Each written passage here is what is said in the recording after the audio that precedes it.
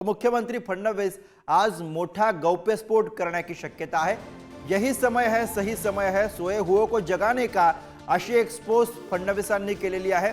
देवेंद्र फडणवीस 10:30 वाजता कोणते गौप्यस्फोट करणार याकडे आता राज्याचं लक्ष लागलेलं आहे। तर यावरून महायुती आणि मवियामध्ये कसे वार पलटवार सुरू आहेत तेही बघूया।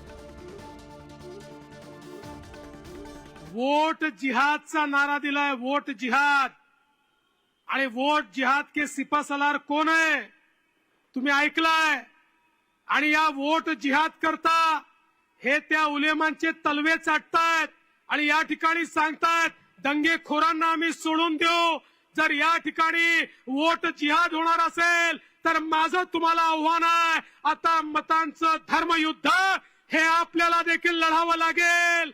आता एक राहिलो तर सेफ राहो, अगर एक है तो सेफ है।